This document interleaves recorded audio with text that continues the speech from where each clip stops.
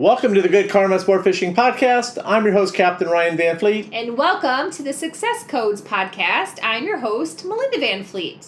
Well, happy Halloween! Trick or treat! I know. Trick or treat! Oh, you're going to scare everybody. I know. We live in the Florida Keys, and in the Keys, there's a neighborhood. And I don't know if it's a good thing or not a good thing. I hear mixed reviews out there that it gets all the trick-or-treating kids, and it's not our neighborhood. No. So I guess for us it's good. I keep my lights off. I'm the Scrooge of the candy. But a lot of people have fun. Like, I've heard, the people get golf carts and they get all dressed up. But I also have heard that the people that live there, it's a lot of high expectations for candy, good candy, drinks, all the things. So I imagine it could be a little pricey for them too. So yeah, Halloween has got to be. I see a lot more people celebrating Halloween than I've ever seen before. Yeah, lots of parties and stuff, and yeah, all good. Yeah. I celebrate my magic every day in my head. Yeah. Every day is Halloween. Every day is Halloween at our house. In my delusional world. In our delusional world, right? But being delusional is good. It is very good. It is very good. Yeah. And that's actually how we ended up, I would say, getting this house where we lived last year. Yeah. I mean, you just have to, throw some shit out there and, see if it sticks. Believe it could be true. Believe it can be true. Yeah. So, yeah. I don't know. Yeah. This morning I solidified with our landlord that we are renewing this lease because, it's almost been a year, which is crazy. Yeah, it's a nice neighborhood. It's quiet. Very quiet. Clean. Yeah. Clean. Spacious. Beach. No canal neighbors. No canal neighbors. No Airbnb neighbors. No Airbnb neighbors. There's a lot you guys don't know about the Keys. Someday we'll share. Yeah, it's a very interesting place to live. However, I've lived all over, which a lot of people don't realize. I've lived in New York City and Manhattan on 36th and 9th. I lived downtown Chicago behind the Lincoln Park Zoo. On North Lincoln. I lived in Columbus, Dayton, downtown Minneapolis. Where else do I live? There's someplace else I'm missing. But anywho, what I've learned is no place is perfect. No, not at all. No place is perfect. So you take the good with the bad, and that goes in general for life, right? You take the good with the bad. You take the good with the bad. That's exactly right. Mm-hmm. Yep. And I know some days, you think you had, a tough day fishing, because your expectations were at a certain level. And I'll be like, you had an amazing day. What are you talking about? You crushed it. Right. Compared to, a lot of other people, I'm sure they'd be so happy with that catch. But, yeah, it's just your frame and how you look at things. Right. I don't settle for mediocrity, either. That's just True. I don't settle for mediocrity. I set a high level of expectation for myself every day that I go fishing. So you got to have skin in the game to catch big fish, and that's just how it works. Mm-hmm. So there's mediocrity and just settling, and then there's looking and hunting. So that's it. Yeah. So. Yeah, and it's so true. And something I touched on in that YouTube video briefly, but I saved it to share more here, and I think that goes with what you're saying, which I'll get to in a second. It's something called the hierarchy of learning, and it's something I learned a long time ago, and I actually have the little triangle printout in front of me.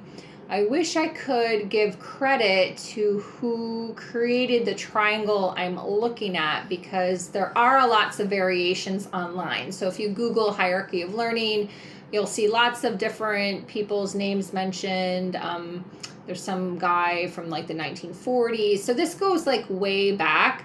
But in the hierarchy of learning, which I think is just so profound and can really help you on your journey, whether it's fishing and learning to be a better fisherman, improve your catch rate, or in your life, or in your business, any which way you look at it, it is just so profound. And it starts with the bottom part of the triangle being unconscious incompetence. And what that means is, everyone's like brand new. It's just that feeling when you're brand new and you're excited, you don't know what you don't know, and you love everyone and everything's great. You have these rose-colored glasses on and you're like, oh my gosh, this is amazing. And this goes for like the actual tactical thing that you're trying to learn and your mindset, which is something not a lot of people talk about. They may just talk about the tactical piece of this triangle. And then it goes into conscious incompetence, which is when you start to realize that you've got some learning to do. Right? Right. Where you start to be like, okay, I don't know anything, or I kind of suck, or I wish I were better at this, or oh my gosh, this is going to be a long road to learn. And this section of the triangle of the hierarchy of learning is when a lot of people get really triggered and defeated, and a lot of people quit. And this is a really hard stage of the learning process. Wouldn't you agree? Yeah. A lot of people, especially in the fishing world, like they think that it's easy and they can just buy a lot of different equipment or steal your spots or, call a buddy and they're going to get all the fish. There's so many things out there, but it doesn't really work like that. It doesn't work like that long term. You may have a short-term success, but long term, you have to get yourself out of this section of the triangle by continuing to study and learn and grow. After that, it gets into conscious competence, where you have some successes and it may be a couple wins, and then you're in a void and you kind of teeter-totter back and forth. You have some doubt, you have some things that are still bubbling up, and you're working through those though. But you've gotten out of that really, really, really sticky part where you're like, oh my gosh, I really suck, and I'm like heavily triggered. You're like more into a space of movement and moving forward. You're just kind of teetering back and forth a little bit. And then the top of the pyramid, the very top of the pyramid, is mastery. It's when you're unconscious competence. So when you think about really great sports players, right? Right. When they just like are in the zone, that's what this part of the triangle is. That's like where Ryan gets to in a place when he's out fishing, and you're just really in this zone of mastery. And not only from like a tactical way in terms of, let's say, I remember, and I tell these stories a lot, Ryan's sitting on the couch, tying his lines, and he was frustrated and angry and all these things, and now he can like tie lines without even thinking about it, right? So that's mastery, that piece of mastery. So it can go into like the tactical thing of the actual doing of an activity, and it goes into the mindset where you just know, like you full on all body know that you've got this. You have 100% conviction, your confidence is there, and you just know you're going to go out and crush it. So like yesterday morning when Ryan said he was going to go, fishing by himself, I was like, I know you're going to catch a wahoo and a tuna. And he just like looked at me. I was like, yep. And he did. He caught 2 wahoo and a tuna yesterday because he just has it dialed in. He has the mastery because he's put in the time and the effort and the work over years, and he's gone through this hierarchy of learning. So it's just really compelling and really profound. I went through it as a sales rep. I went through it as a coach. And this is really what it takes for everyone in every single part of their journey in their life or their business, is really going through these steps of learning. You can't really skip them. So there is no like overnight success. You have to do it. You have to show up. You have to do the work. Right, exactly. Mm-hmm. Yep, you have to like do the work. Everybody is. It's funny. I get guys that fish with me, and then they go out and buy the boats and stuff. And my job is to make it look easy, but you don't see the blood, sweat, and the tears that it took to make it look easy. To get to mastery. To get to the mastery, and that's it. And how to hunt fish, you cannot teach that. You can teach it on a certain level, which I do in my groups, and I do that in a special way of teaching people how to hunt and where to be at the right times and predictions and things like that. But you're either kind of born innately with it, or you just have to learn how to develop it. Right. And that goes into intuition. Intuition, So yep. some people, and you can get a human design reading with me. It's actually in your gates and channels if you're highly intuitive or not. But everyone has the capabilities to be highly intuitive. You just have to work on it at whatever level you need to be quite frank. And you develop that. You develop that intuition, the mindset, all those things along with the tactical skills, and then you can achieve mastery. But you have to put in the work. Like you have to put in the work. So the people that end up being successful, and this is not rocket science. I'm not saying anything none of you know. It's really just like getting it into your brains that this is the way that to be, is to do the work over time. And Ryan has created, the group, the Good Karma private community. Yep, the Good Karma Private Fishing Club. Private Fishing Club, thank you. And then I just created the Wealthy Women's Society, WWS, where success and wealth is a way of being. And being is the key. Like you have to be in the being to get to the mastery. And that takes time. That takes the work. That takes working with a coach. That takes the learning and development and fine-tuning and being able to talk to somebody and have questions answered, which both you and I are excellent at. I think we're both oversharers, quite frankly. But yeah, it really is what makes someone into the mastery level, which is the top of the pyramid. And it's just unfortunate how many people quit, give up when they're in that conscious incompetence stage. Right, exactly. Yep. And instead of just like trudging forward and doing that work and working on things so they can get out of that stage into the third level, the conscious competence, and then eventually get into mastery. So, yeah. So it's been exciting. It's been an exciting year living in this house. A lot of energetic changes, I feel, for you and I. Yep. Over the course of the year. I would definitely say that over the course of the year there's been a lot of energetic changes. A lot of growth. A lot of shedding some things. Right. Relationships. I've had to cut cords. Yeah, I have too. I've had to cut some cords. Everyone should. It is part of life. Cord cutting, and like it is what it is. You got to like align yourself with good people and know the difference between good and who's there for the right reasons and the wrong.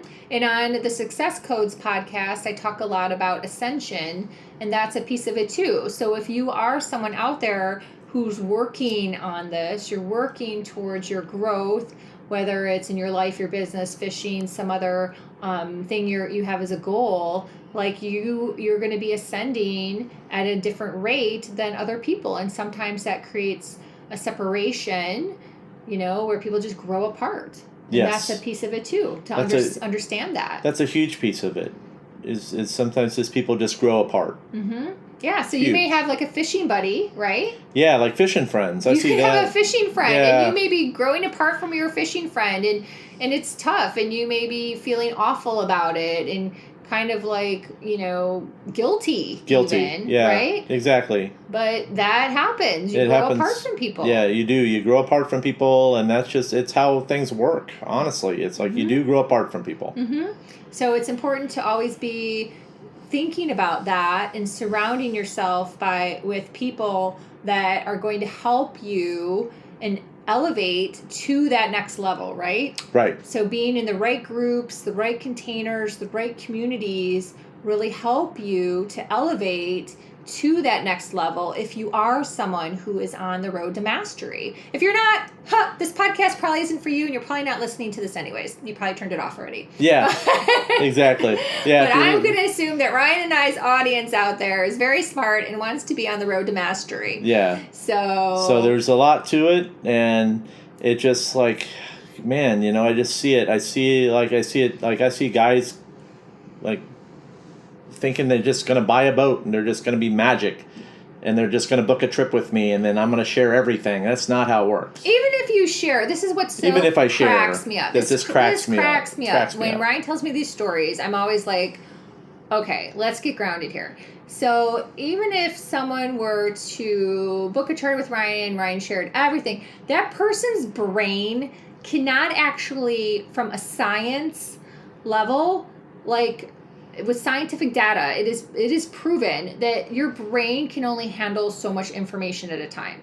So it wouldn't even like make sense that that person would try to do that. You have to join a group, join a community, hire a coach, and be learning consistently over time, because thinking you're going to just magically like have all this like stuff drop into your head and you're going to become a master, like it just doesn't work. Again, there's no overnight success. That does not happen. Like these successful people have built their businesses over time. They've pivoted, they've changed, they've tweaked things, they've tried again. Like that's just how it works. So there is no overnight success. So when Ryan tells me some of these stories, I just like shake my head, and I actually send the person so much love and compassion for just like feeling bad that they're on this trajectory that's not helping them. Like I'm just like, oh my God, if they could just see the light and see that this isn't how you do this. This isn't how you become better at fishing. This isn't how you build a business. This isn't what you do. Like they would be so much better, but I don't know. People just have their own little things that they have to work through on their own journey. So there you go. It's their life. It's their journey. It's their life. It's their journey. And that's just, how it rolls. Yeah. Yeah. The other thing that I've found in this past couple weeks is I'm in a community. I've really changed around my communities in the past year, I would say, and that's just been a huge part of my evolution and growth as a coach, as a business owner, in my own life, with my own friendships, and I've learned so much from doing that, and I'm so proud of myself for making a lot of changes. Primarily, it's all been self-led. And one of the things I heard that I think is really interesting is about people's buying styles. And I heard this in one of the containers that I'm in recently, and there's nothing wrong with this, but I think it's really good to share it. So if you think of marketing and it's what we know out there as a narrative, there's a lot of marketing coaches, let's say, or experts that talk about buying styles and buying personality as someone who just makes a decision and goes with it, or a buying style that the person needs to ask their spouse or partner for permission, or what do they think. And then there's people that need to see something a certain amount of times before they make a decision. And then there's a person that needs to see things like 8 or more times and have a conversation before making a decision.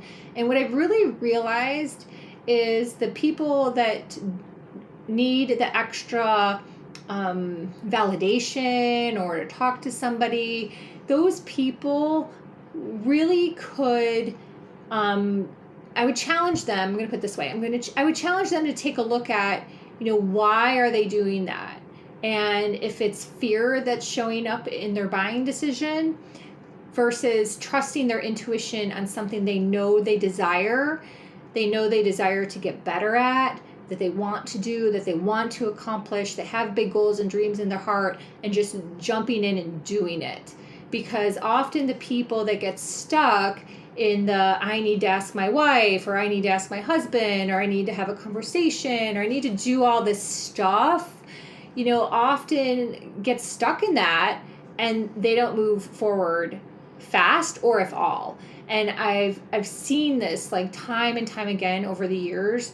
So I'm someone who trusts my gut, I trust my intuition, I make a choice, I make a decision. So does Ryan.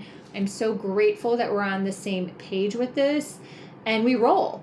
And yeah, sometimes maybe it's not the most perfect decision, but even if you asked someone a gazillion questions, sometimes it isn't either. It's always your life and your journey. So it comes up sometimes with us, and in terms of talking to people and having conversations, and I think it's something to be aware of. Like, what's holding you back? Is it fear?